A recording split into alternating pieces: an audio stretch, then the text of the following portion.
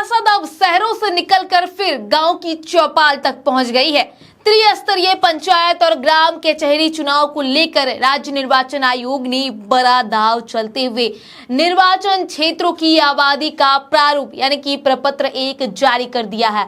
इस एक फैसले ने गांव-गांव में राजनीतिक तापमान को बढ़ा दिया है, जहां संभावित उम्मीदवार अब अपनी अपनी चालें बिछाने में जुट गए हैं और सियासी समीकरण तेजी से बदलने लगे हैं। अगर आप इसे आसान भाषा में समझे तो इस बार चुनाव की प्रक्रिया पूरी तरह पहले से काफी अलग होने वाली है और ज्यादा पारदर्शी होने वाली है। राज्य निर्वाचन आयोग ने सब कुछ डिजिटल कर दिया है, यानी अब हर डेटा ऑनलाइन उपलब्ध है और आप खुद भी वेबसाइट पर जाकर अपने इलाके की जानकारी देख सकते हैं। अब ध्यान देने वाली बात है कि 18 मई तक लोगों को मौका दिया गया है कि अगर उन्हें किसी भी डेटा या सीमांकन पर आपत्ति है तो वो अपनी बात रख सकते हैं। इसके बाद 22 मई तक उन सभी आपत्तियों का निपटारा कर दिया जाएगा और फिर 5 जून को जो फाइल लिस्ट आएगी वही तय करेगी कि किस इलाके में क्या सियासी समीकरण बनने वाले हैं। सबसे बड़ा ट्विस्ट इस बार है कि यहाँ कई ग्रामीण इलाकों को नगर निकाय में शामिल कर दिया गया है। इसका सीधा असर पंचायतों की पुरानी संरचना पर पड़ रहा है। इसके साथ ही मतलब जहां पहले जो समीकरण थे अब वो पूरी तरह बदल सकते हैं। इसी वजह से आरक्षण रोस्टर को लेकर भी गांव-गांव में चर्चा तेज हो गई है। कौन सीट किस कैटेगरी में जाएगी ये जानने के लिए हर कोई बेसब्री से इंतजार कर रहा है। कुल मिलाकर गांव की सियासत इस वक्त काफी गर्म है और आने वाले कुछ हफ्तों में तस्वीर पूरी तरह साफ होने वाली है। आपको बता दें कि 2011 की जनसंख्या को आधार बनाकर तैयार किए गए इस प्रारूप में अनुसूचित जाति और अनुसूचित जनजाति की जनसंख्या को अलग अलग दर्शाया गया है, जबकि अन्य वर्गों को एक साथ रखा गया है। इसी आधार पर अब पंचायतों की सत्ता का गणित तय होगा। जिले के 19 प्रखंडों की 200 से ज्यादा पंचायतों और 3000 से ज्यादा वार्डों के लिए यह प्रारूप जारी कर दिया गया है।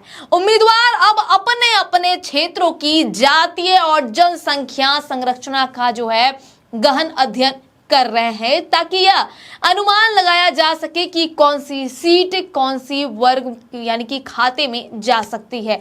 जिला पंचायत राज पदाधिकारी के मुताबिक अगर आप ग्राम पंचायत या पंचायत समिति के सदस्य के लिए कोई आपत्ति दर्ज करना चाहते हैं तो आपको अपने ग्राम पंचायत या प्रखंड कार्यालय जाना होगा।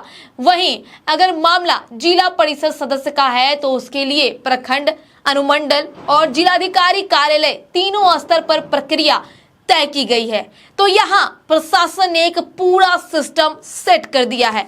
बीडीओ, एसडीओ और जिलाधिकारी को अलग अलग स्तर पर जिम्मेदारी बांट दी गई है, दे दी गई है। यानी पहले स्तर पर फैसला होगा, फिर जरूरत पड़ी तो अपील का मौका मिलेगा, लेकिन आखिरी निर्णय जिलाधिकारी का होगा और वहीं अंतिम माना जाएगा। इस पूरी प्रक्रिया ने गांव में हलचल तेज कर दी है। जो उम्मीदवार पहले से मैदान में उतरने की तैयारी कर रहे थे अब बदलते आरक्षण और नए रोस्टर को देखते हुए अपनी रणनीति बदलने लगे हैं। देखिए अब रणनीति बदलने लगे हैं और साथ ही जो कहीं नए गठजोड़ बन रहे हैं तो कहीं पुराने समीकरण टूटते नजर आ रहे हैं। सीधी बात यह है कि इस बार पंचायत चुनाव सिर्फ वोट डालने का खेल नहीं रह गया है। ये आंकड़ों, आरक्षण, डिजिटल सिस्टम के बीच चल रही एक बड़ी सियासी लड़ाई बन चुकी है, जहां हर सीट के पीछे सत्ता की नई कहानी लिखी जा रही है और हर खिलाड़ी अपने हिसाब से चाल चलने में